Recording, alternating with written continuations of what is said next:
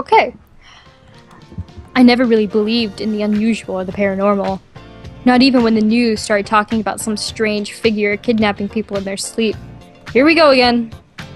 What had me believing was when I was the next target.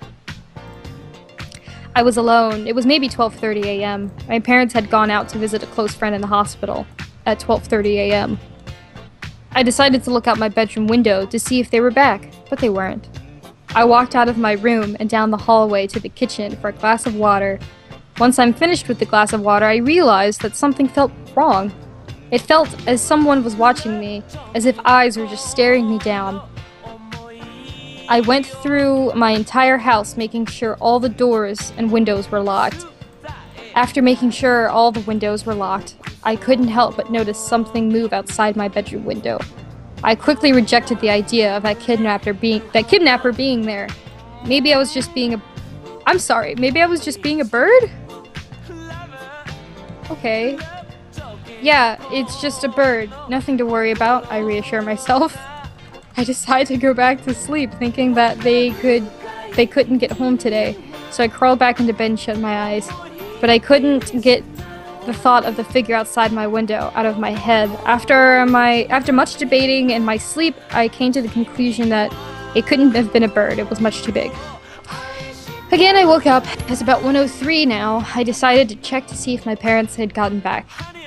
They still weren't back. I just sighed, knowing that they wouldn't get back until the morning. I went to the bathroom, and while I was doing, well, my business, I couldn't help but hear a sound, like tapping on glass. It took me a couple of seconds to register that it was coming from my window. My eyes widened in fear, and so did my rectum. My palms were getting I added that. My palms were getting sweaty. My arms spaghetti. I tried to calm down by telling myself that it was just a tree branch or something, but that can't be. My room was on the second floor, and there are no trees around my window. Now I was really terrified.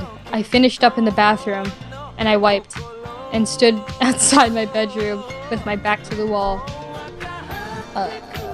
Tapping continued, and after deep breaths, I decided to peek my head inside the bedroom. What the hell's going on? I murmured to myself. I was too tired to think anything of the moment, so I crawled back into bed and fell asleep. Where was I? I woke up a third time, but only 10 minutes have passed.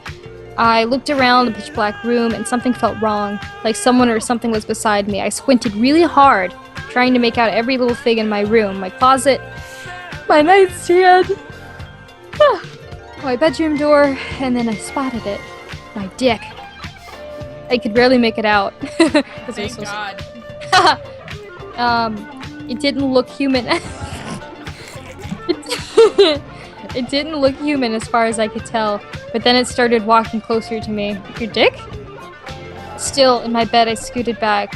Every time I took a step, it scooted back. Every time I took a step, I scooted back. But then, to my demise, my back hit the wall. The thing grabbed my legs and started dragging me out of my room. I'm sorry, I'm just imagining a giant dick just dragging him out of the room. Oh, veiny and throbbing. Just like pre-coming. Oh God. I started to scramble, desperately trying to find something to grab onto, but with no success. But with no suck.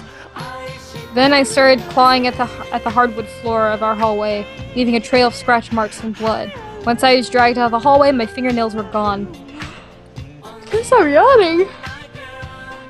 I screamed in terror as my captor dragged me down the stairs towards the front door. I was desperate for another way to escape, but found nothing to help. I helplessly clawed the floor again and got dragged out the front door and was swallowed by the darkness. I woke up in sweat, panting heavily. Oh, thank God, it was just a dream. I checked my window again to see if my parents were home, but they weren't. I went out to the kitchen for a glass of water, and that's when I heard the tapping.